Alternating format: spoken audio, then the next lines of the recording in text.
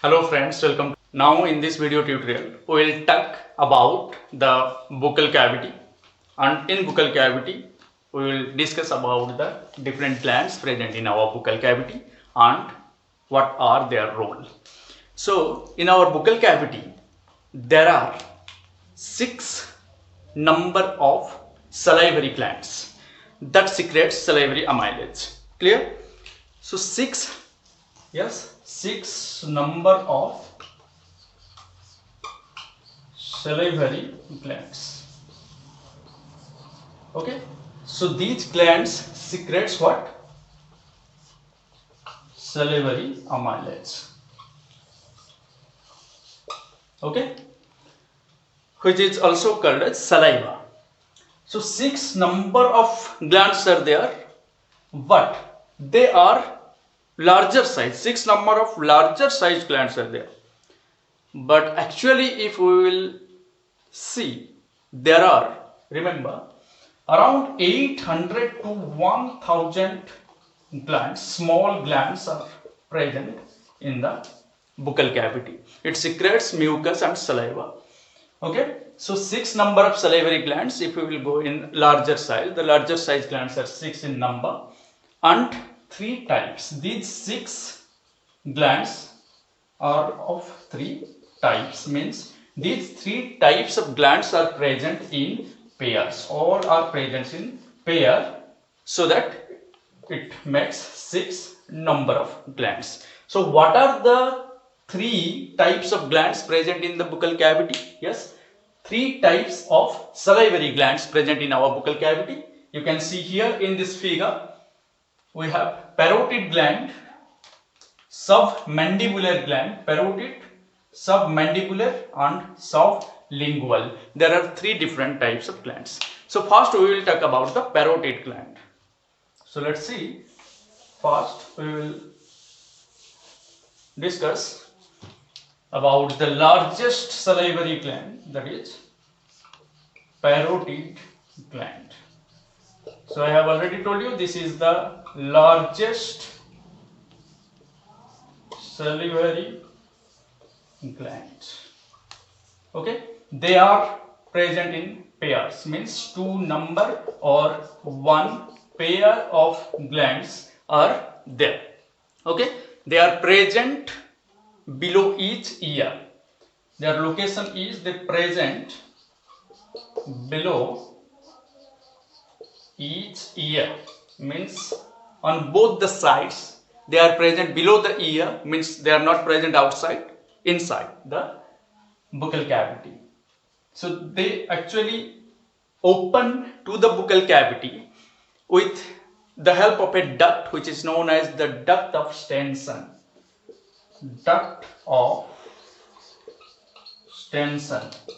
So it is also called Stenson's duct. So the duct of Stenson helps in carrying the secretion from the parotid gland to the buccal cavity. So it opens the secretion to the buccal cavity.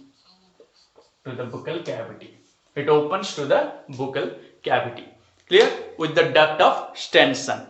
In upper jaw, in front of the second molar, to the buccal cavity. In upper jaw, in the upper jaw, in front of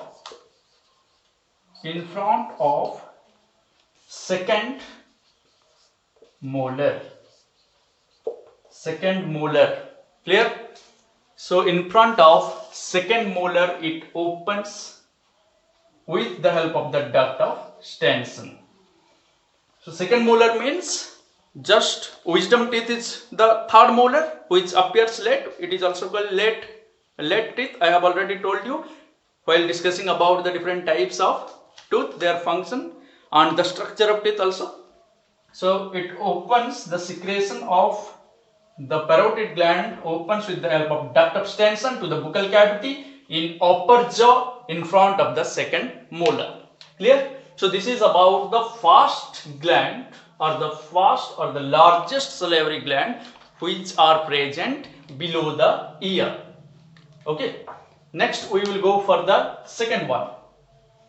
So now let's discuss about the submandibular gland. Okay. So the second gland is the submandibular gland. So now we will discuss the submandibular gland. These are also present in pair. Second one, submandibular. These are also two in number, means one pair of submandibular glands are present. Okay, so they are situated posterior part of the floor of buccal cavity. Posterior part of floor of the buccal cavity. Okay, so they are present in the posterior part of the floor of the buccal cavity, and here the duct responsible for taking the secretion is Wharton's duct.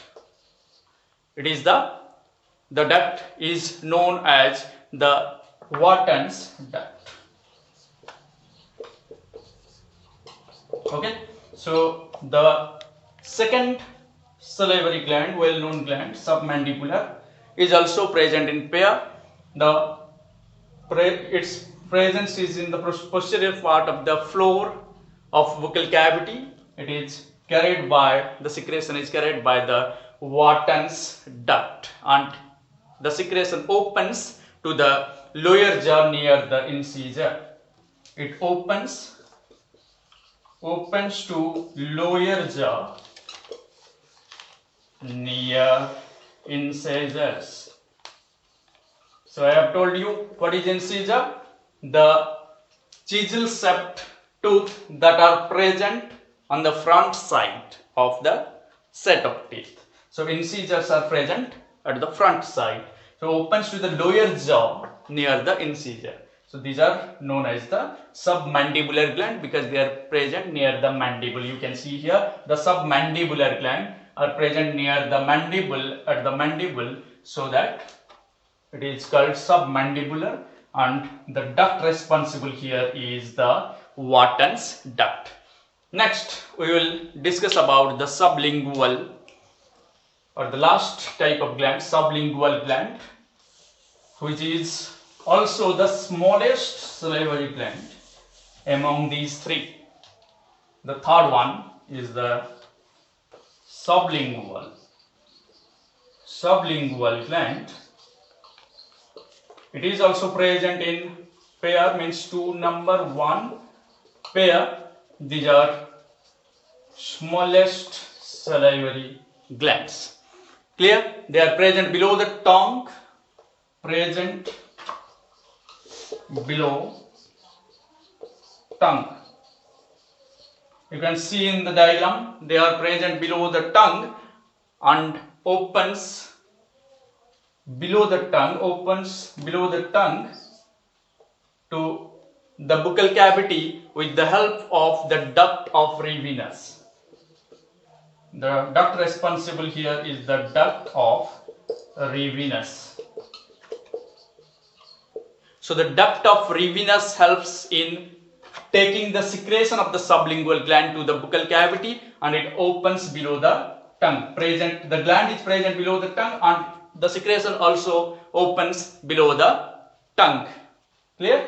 So the secretions come to the buccal cavity below the tongue with the help of the duct of Revenus in this case. Okay, clear? So the salivary gland, remember this point, secretes 150 ml of saliva. All these three salivary glands secretes 1500 ml per day. So the total amount of saliva secreted by different salivary glands to the buccal cavity, to our buccal cavity, is 1500 ml per day. So more than 1 liter, 1.5 liter of saliva or the salivary amylase is secreted to the buccal cavity every day. So they have very important function in our buccal cavity. They play important function in the digestion of starch, and many other functions are there. We will discuss them one by one. Before that, I will tell you about two important mucus glands. Two important mucus glands that are present in the buccal cavity. Number one is the palatine gland. These are the mucus glands, remember. So palatine gland is present in the palate. So I have already discussed you the palate. What is palate? This is the roof of buccal cavity. Roof of buccal cavity. We have already discussed it while talking about the detail of the buccal cavity, the structure of buccal cavity. So palate is present at the roof or at the top. It makes the roof of buccal cavity, and it is divided into two different parts, the posterior subpalate and the anterior hard palate.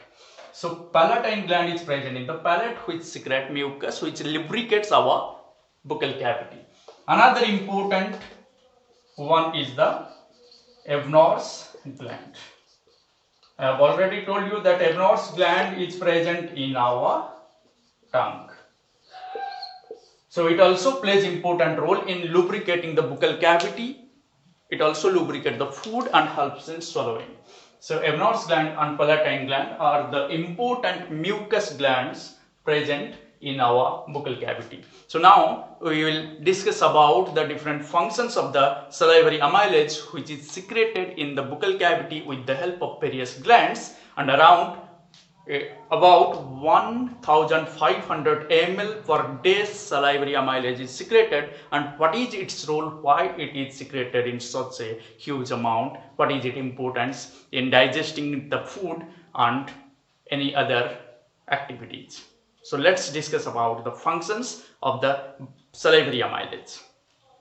So what are the functions of the salivary amylase? Now let's discuss. So the salivary amylase is also called as ptyalin. Okay. So now let's discuss the functions. Functions of salivary amylase. As I have told you, this salivary amylase has a very nickname, which is known as the ptyalin. Its nickname is the ptyalin, and it is slightly acidic,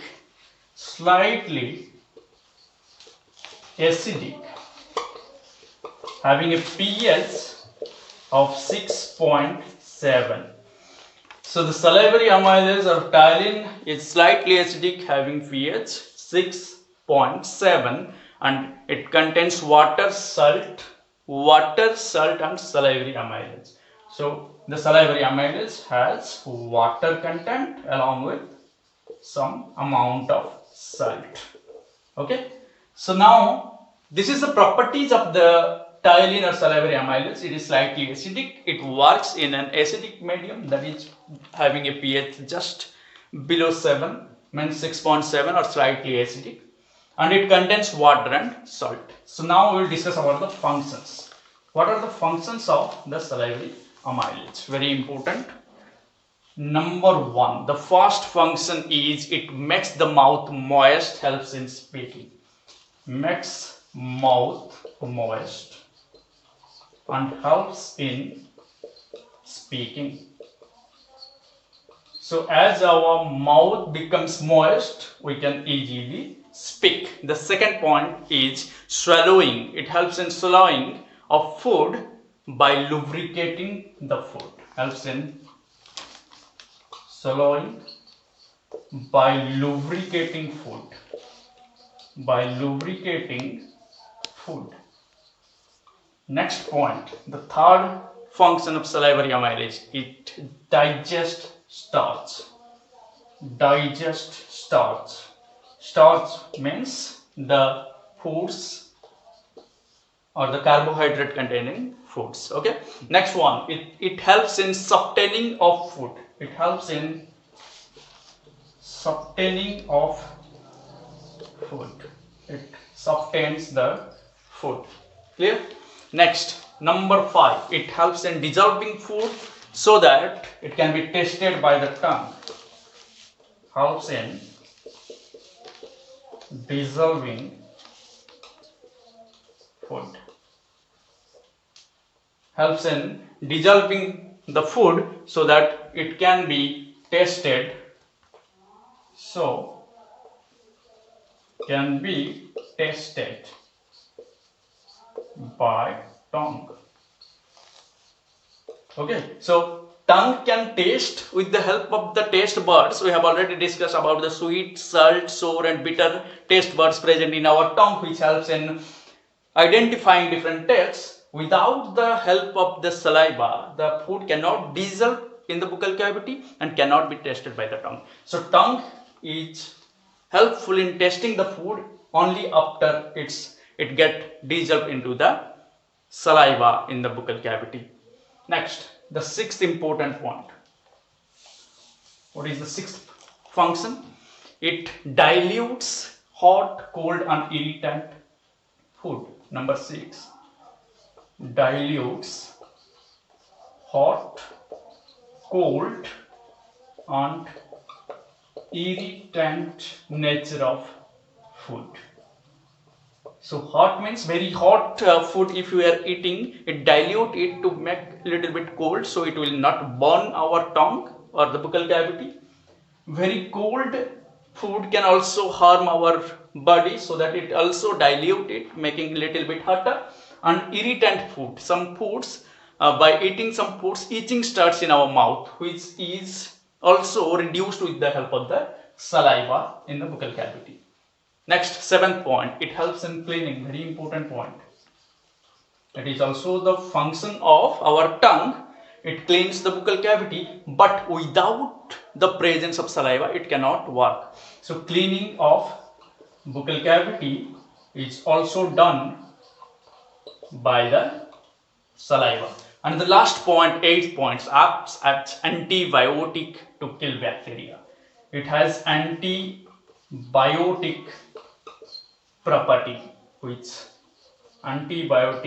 kills bacteria.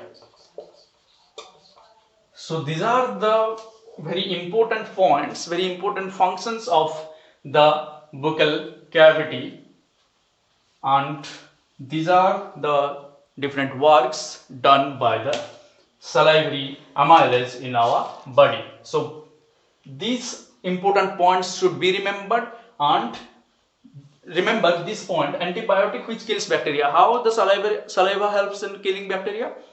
You have seen people use their saliva on the pimples and the pimple will not grow. This will reduce the growth of pimples in our body. So it has certain property, antibacterial property, that helps in killing specific bacteria also. So it is also, it has also some medicinal value, so it is antibiotic in nature. Okay, so this is all about the different important salivary glands, the parotid gland, submandibular gland and sublingual gland. This is about the salivary glands, and I have also mentioned two important mucus glands, Ebner's gland and the palatine glands. The palatine gland is present in the palate and Ebner's gland is present in our tongue, which secretes mucus. Salivary glands also contains mucus and they have different functions like this. This is all about the functions of saliva or salivary amylase or the ptyalin and different glands present in our buccal cavity. Thank you very much.